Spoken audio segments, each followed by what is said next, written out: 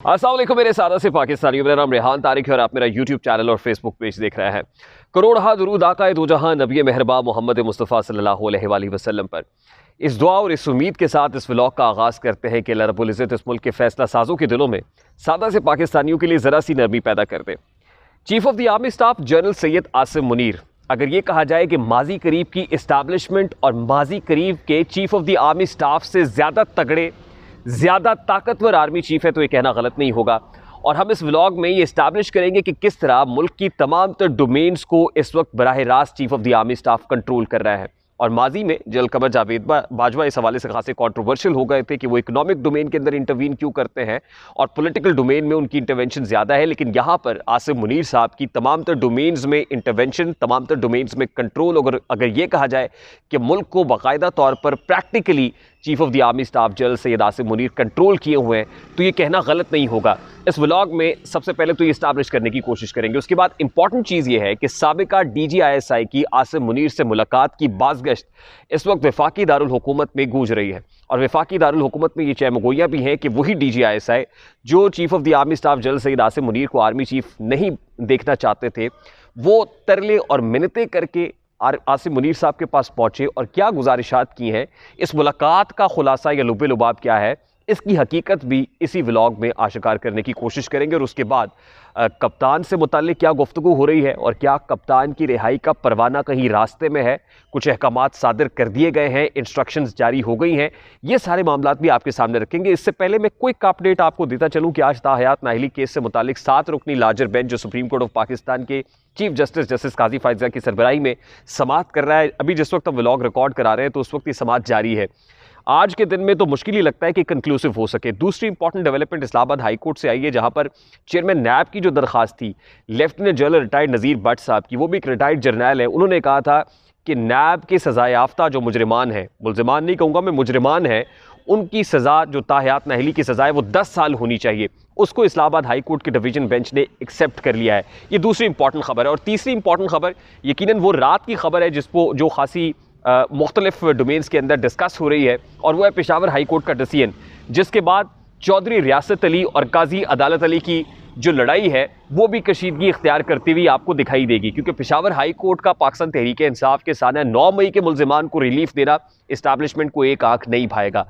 अब मैं बढ़ता हूँ जनाब उस स्टोरी की तरफ जो chief of the army staff general Asim Munir से ताल्लुक़ रखती है। गुज़श्ता रोज़ी SIFC जो स्पेशल इन्वेस्टमेंट फैसिलिटेशन काउंसिल है, जिसका क़याम आर्मी चीफ की कोशिशों से अमल में आया है, उसकी एपेक्स कमेटी का 8वां इजलास वज़ीर आज़म अनवारुल हक काकड़ की सरबराही में हुआ। इसके अंदर जो अबूरी काबीना है वो भी मौजूद थी, chief of the army staff general Syed Asim Munir खुद मौजूद थे, और इसमें उस अज़्म का इयादा किया गया है कि स्मगलर्स के खिलाफ क्रैकडाउन को जारी रखेंगे, जो डॉलर्स की होर्डिंग कर रहे हैं उनके खिलाफ क्रैकडाउन को जारी रखेंगे, और सूबाई लेवल पर जितनी कमेटीज़ तश्कील दी गई हैं और जितनी भी कमेटीज़ हैं उन सबको लीड मैं आपको फिर बता दूं कि कोई ना कोई कर्नल कर रहा है, कोई ना कोई ब्रिगेडियर कर रहा है, यानी फ़ौज बराह रास्त उसको ओवरसी कर रही है। और तमाम तो डोमेन्स की जो पेशरफ्त रिपोर्ट है वो chief of the army staff के सामने रखी गई, जिस पे उन्होंने खासा इत्मीनान का इजहार भी किया है। मैं क्विकली आपके सामने ज़रा इसका खुलासा रख देता हूँ। इजलास में chief of the army staff वफाकी जो अबूरी काबीना है वो मौजूद थी, सूबाई वज़राए आला मौजूद थे, आला सतह के सरकारी हुक्काम भी मौजूद थे, और जो SIFC का फ्रेमवर्क है उसको मजबूत बनाने और मुख्तलिफ पॉलिसीज़ की मंजूरी भी दी गई है। और फिर ये कहा गया है कि जो स्मगलर जो ज़ख़ीरा अंदोज़ हैं उनके खिलाफ कार्रवाइयाँ जो है वो इसी अंदाज़ में जारी रखी जाएंगी, यानी इसी अज़्म को दोहराया गया है। अब एक SIFC का जो प्लेटफॉर्म है वो एक बुनियादी इनिशिएटिव है, लेकिन ये जो SIFC का प्लेटफॉर्म है, इससे अगर ये कहा जाए कि chief of the army staff ने मुल्क की मईशत को बुनियादी तौर पर अपने कंट्रोल में किया हुआ है तो ये कहना गलत नहीं होगा। इसकी एक छोटी और जीती जागती मिसाल मैं आपके सामने रख देता हूँ। वो ये है कि जो कारोबारी अफराद हैं, ख़ास तौर पर ये जो शमसी तवानाई के हवाले से Pakistan foreign renewable energy forum है, यानी जो बाहर बैठे हुए पाकिस्तानी हैं जो पाकिस्तान में इन्वेस्ट करना चाहते हैं, वो भी chief of the army staff की तरफ देख रहे हैं और उनसे बाकायदा तौर पर एक दरख्वास्त की गई है, एक रिटन लेटर उनको जारी किया गया है। जो 600 मेगावाट के 13 विंड और सोलर पावर के जो प्लांट्स हैं वो ज़ेर इल्तवा है, उनसे मुतालिक chief of the army staff को ये बताया गया है कि आपने तो कहा था कि SIFC एक 1 विंडो ऑपरेशन होगा, यहाँ पर आपको ब्यूरोक्रेसी की जो रेड टेपिंग वाला मामला है उससे नहीं गुजरना पड़ेगा, लेकिन ब्यूरोक्रेसी अभी भी उसकी राह में रुकावट खड़ी कर रही है, हायल हो रही है। और उसमें उनको मुतनब्बे किया गया है कि ब्यूरोक्रेसी को ज़रा समझाएं कि ये जो आप रेड टेपिंग के सिलसिले में हमारे प्रोजेक्ट्स को हॉल्ट किए हुए, खुदा का वास्ता है ज़रा ये इसको तो निकालें, और आपकी वजह से ये फिर कंट्रोवर्शियल डोमेन में शामिल हो रहे हैं। यानी बुनियादी तौर पे जो इन्वेस्टर्स हैं उनको भी अगर एतमाद किसी पर है, यकीन किसी पे है, तो वो chief of the army staff general Asim Munir है। और जनरल आसिम मुनीर सिर्फ इकोनॉमिक डोमेन को नहीं संभाले हुए, पॉलिटिकल डोमेन के अंदर जो हो रहा है वो आपके सामने, खारजा महाज के ऊपर जो पाकिस्तान का स्ट्रेटेजिक फ्रंट अगर इसको कहा जाए तो गलत नहीं होगा, जो दौरा अमेरिका है वो इंतहाई अहमियत का हामिल है। अमेरिका की तरफ से जो गारंटीज़ हैं वो भी chief of the army staff से मांगी जाती हैं। बहरीन का दौरा हो, उनका गल्फ़ स्टेट्स का दौरा हो, गल्फ़ रीजन का हो, खलीजी ममालिक का हो, तो वहाँ पे भी chief of the army staff की तरफ ही इंटरनेशनल इस्टेब्लिशमेंट भी देखती है, और फिर वो लोकल इस्टेब्लिशमेंट से ही ऑन बोर्ड है, वो इस वक्त हुकूमत के साथ ऑन बोर्ड नहीं है। जो साबिका chief of the army staff है जनरल कमर जावेद बाजवा, उनसे मुतालिक तो यही था ना कि वो इंस्ट्रक्शंस देते थे, DGISI या DGC के थ्रू बहुत सारे काम करा लेते थे, लेकिन ये तो प्रैक्टिकली खुद इन सारे मामलात को खुद देख रहे हैं और खुद इजलासों के अंदर जा रहे हैं, खुद खिताबात कर रहे हैं, इवन सोशल मीडिया के ऊपर जो कुछ हो रहा है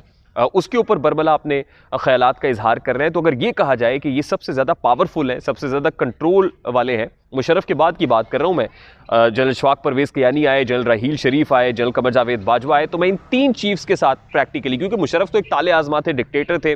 और बाकायदा तौर पर जो प्रेसिडेंशियल रूल है वो उन्होंने किया था, मैं उनसे कंपैरिजन नहीं कर रहा, ना जनरल ज़िया से कर रहा हूँ। ये तो खैर हिस्ट्री बताएगी कि क्या जनरल ज़िया से ज़्यादा ताकतवर थे जनरल आसिम मुनीर या नहीं थे, तो आने वाला वक्त यकीनन इस पर बेहतर रोशनी डाल सकता है। लेकिन एज ऑफ नाउ अभी तक अगर सबसे ज़्यादा कोई पावरफुल है, सबसे ज़्यादा कंट्रोल रखने वाला chief of the army staff है तो जनरल आसिम मुनीर है। अब एक मुलाकात जिस हवाले से बाज़गश्त सुनाई दे रही है वो है जनरल फैज़ हमीद की मुलाकात। अब आपको याद होगा कि इस वक्त फैज़ाबाद धरना कमीशन तश्कील दिया गया है, और फैज़ाबाद धरना कमीशन के अंदर जनरल फैज़ हमीद को बुलाया गया था। जनरल फैज़ हमीद इस कमीशन के सामने पेश नहीं हुए, वैसे तो शहबाज शरीफ भी पेश नहीं हुए, बावजूद नहीं पेश हुए, लेकिन जनरल फैज़ हमीद जो पेश नहीं हुए तो उसके बाद ये खबर उड़ाई गई कि जनरल फैज़ हमीद ने जनरल आसिम मुनीर से मुलाकात की और ये कहा है कि मेरी जान खलासी कराएं, मैं उसके सामने पेश नहीं होना चाहता। तो सबसे पहले तो मैं इस खबर के ऊपर अपने सादा से पाकिस्तानियों को ये बता देना चाहता हूँ कि फ़ौज के अपने अंदर एक एहतसाब का निज़ाम मौजूद है, फ़ौज के अपने अंदर एक कोर्ट मार्शल का सिस्टम मौजूद है। और आपको याद होगा कि कोर कमांडर लाहौर ने जब एक मामला किया था तो कोर्ट मार्शल हुआ था, और कितने फौजी अफसरान हैं जिनका हाल ही में कोर्ट मार्शल हुआ है वो पता नहीं लगने देते, वो अपने वो जिसे कहते हैं ना मंजी थले डांग फेरना, वो फेरते रहते हैं। तो जनरल फैज़ हमीद, अगर ये कहा जाए कि जो साबिका IGs हैं उनके सामने या सेक्रेटरी दाखिला के सामने जाके साबिक DGISI जो ताकतवर तरीन आदमी था वो पेश हो जाएगा, तो ये दीवाने का ख्वाब है। और इसके लिए जनाब वो तरले मिन्नतें करेगा जाके आसिम मुनीर साहब से और कहेगा कि खुदा का वास्ता है मुझे बचा ले, तो ये तो मुझे सिर्फ दीवाने का ख्वाब लगता है, अफसानवी सी स्टोरी लगती है।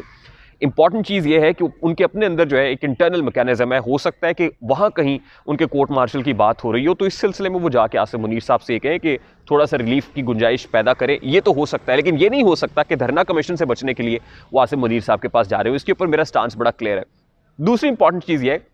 कि चकवाल से रिलेटेड कुछ चीज़ें बताई गई जी। चकवाल में कुछ लॉबिंग हो रही है, लोग मिल रहे हैं, तहरीक इंसाफ के लिए कोशिश कर रहे हैं, वहाँ पर एक प्लानिंग हो रही है, और चकवाल में तो फैज़ हमीद भी मौजूद नहीं है। फैज़ हमीद से मुताल्लिक कहा जाता है चकवाल उनका बाई इलाका है, उनका घर वहाँ, लेकिन फैज़ हमीद साहब चकवाल में नहीं रहते, मैं ये आपको बता दूँ। तो इसलिए फ़ौज के इंटरनल मैटर्स क्या है, हर जो साबिका चीफ़ है या साबिका DGI है उसकी हिफाजत की जिम्मेदारी भी फ़ौज के पास है और उसके एहतसाब की जिम्मेदारी भी फ़ौज के पास है, इसलिए आपको इस पर टेंशन लेने की ज़रूरत नहीं है। इंपॉर्टेंट चीज़ इमरान खान की रिहाई से मुताल्लिक है, क्योंकि जब लेवल प्लेइंग फील्ड की बात हो रही है तो बिलावल भुट्टो साहब का गुज़श्ता रोज़ का स्टेटमेंट बड़ा इंपॉर्टेंट है। वो ये है कि अगर एक को नाअहल करना है तो दूसरे को भी नाअहल किया जाएगा, अगर एक अहल है तो दूसरे को भी अहल किया जाएगा। ये नहीं हो सकता, सिलेक्टिव सिस्टम नहीं हो सकता कि एक नाअहल हो जाए दूसरा अहल हो जाए,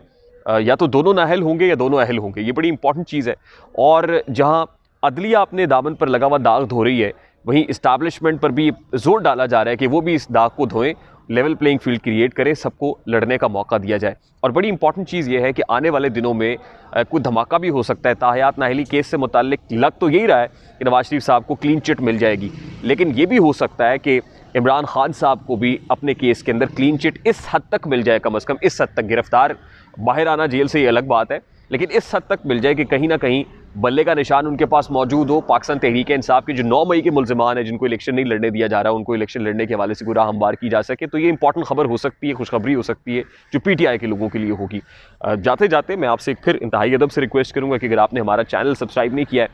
तो चैनल को सब्सक्राइब करें। अगर वीडियोज़ पसंद आती है तो लाइक और शेयर करना इसलिए ज़रूरी है कि इस वीडियो की आउटरीच या मैसेज पैगाम ज़्यादा लोगों तक पहुँच जाता है। और अगर बेल आइकन प्रेस करेंगे तो ऐसी बहुत सारी वीडियोज़ आपकी निगाह से गुजरती रहेंगी। मुझे रेहान तारिक को इजाज़त दीजिए, अपना बहुत सारा ख्याल रखिएगा। अस्सलाम वालेकुम।